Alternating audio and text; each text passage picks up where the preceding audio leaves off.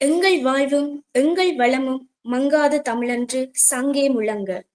வீழ்வது நாமாயினம் வாழ்வது தமிழாகட்டும்.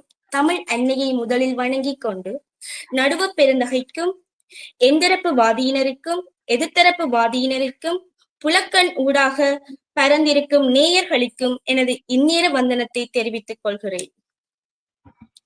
நாங்கள் இங்கு விதிகளை பற்றி பேச வந்திருக்கின்றோம், விதிவிலக்குகளை பற்றி அல்ல.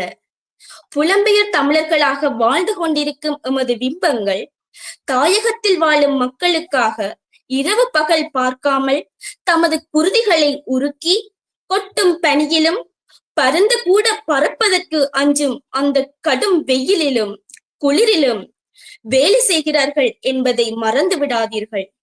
நாங்கள் வெறுமெனமே அவர்களுடைய பணத்தை மட்டும் நம்பி நாங்கள் வாழ்க்கை நடத்துகிறோம் என்பது அல்ல. அவர்கள் எங்களுக்கு பின்னால் இருக்கிறார்கள், எங்களது வாழ்க்கையை வலுவடைய செய்கிறார்கள் என்ற ஒரு நம்பிக்கை. நடுவர் ஐயா அவர்களே, ஜானையின் பலம் தும்பிக்கையிலே, மனிதன் ஒருவனது பலம் நம்பிக்கையில் காணப்படுகின்றது. நாம் எதுவாக ஆக நினைக்கிறோமோ அதுவாகவே ஆவோம். ஒருவனது வாழ்க்கை அவனது எண்ணங்களால் வடிவமைக்கப்பட்டிருக்கும். எமது எதிரணி தலைவர் கூறியிருந்தார், புலம்பெயர் தமிழர்கள் தான் அந்த காணி விலையை உயர்த்துகிறார்கள் என.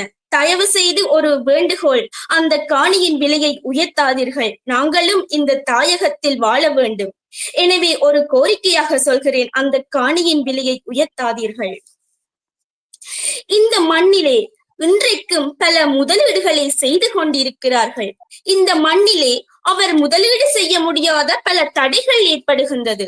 அவற்றையும் தாண்டி அவர்களினது உறவுகளின் ஊடாக பல்வேறு உதவிகளையும் பல தொழில் வாய்ப்புகளையும் வழங்கிக் கொண்டிருக்கிறார்கள். நடுவர் ஐயா அவர்களை மேலோட்டமாக பேசிவிட முடியாது. புலம்பெயர் தமிழர்கள் இன்றைய தாயக மக்களின் ஒரு பலம், ஒரு நம்பிக்கை.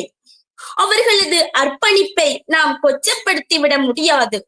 இந்த தலைப்பை பற்றி பேசும்போது அவர்களின் அந்த அர்ப்பணிப்பான தன்மையை குறைத்து விடுவோமோ என்ற ஒரு ஏக்கம், ஒரு அச்சப்பாடு என்னிடம் காணப்படுகின்றது.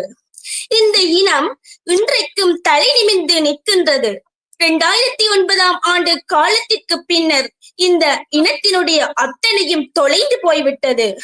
அந்த காலகட்டத்தில் பொருளாதார ரீதியாக இன்றைக்கும் வண்டி நிலப்பரப்பு ஒரு மறுமலர்ச்சி ஏற்பட்டிருக்கின்றது என்பதற்கான காரணம் இந்த புலம்பெயர் தமிழர்களே.